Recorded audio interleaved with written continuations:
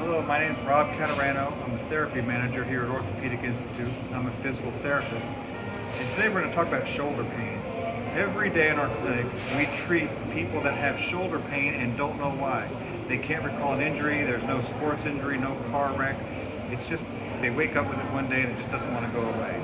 So we'll look at some of the causative reasons there and kind of what we do to treat that. And I want to show you on a shoulder model today, because I'm visual, I'm sure some of you are too, so we'll just look at this model and hopefully you'll be able to see what I'm trying to point out here.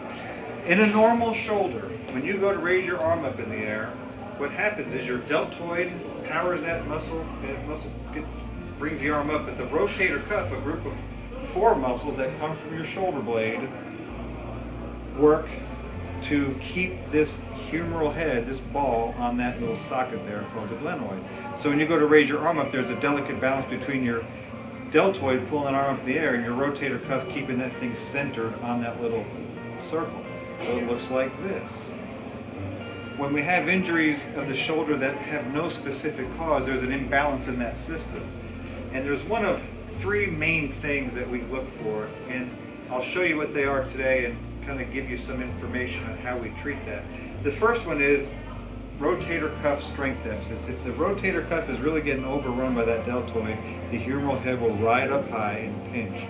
So we strengthen the cuff so that humeral head stays down so there's not an impingement there. The second cause relates to the actual positioning of the whole shoulder blade. 17 muscles attached to each one of your shoulder blade, and some of them can get weak and some can get tight. And the result is typically this hood called the acromion doesn't sit here, but it sits down here, rests in that low spot.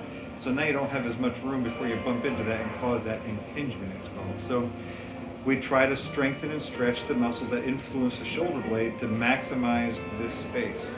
And then the third issue that we look for is some tightness in connective tissues that kind of stretch as you raise your arm up and come together as you raise. Watch my thumbs. See how they get further apart and now they come together? I liken that to an accordion. And if that accordion won't stretch out, what will happen is that tightness will be there and there's nowhere for that ball to drop and rotate, so it just stays and forces those two surfaces together. Usually it's not just one thing, a lot of times it's a combination, but we have to identify that correctly so we know how to treat you most efficiently. So what we'll do is go through a thorough exam and we'll make a very detailed plan. The treatment itself is not hard, and usually in about a month we're able to get rid of this impingement pain. So call us if there's anything we can do for you to help out with shoulder pain of unknown etiology.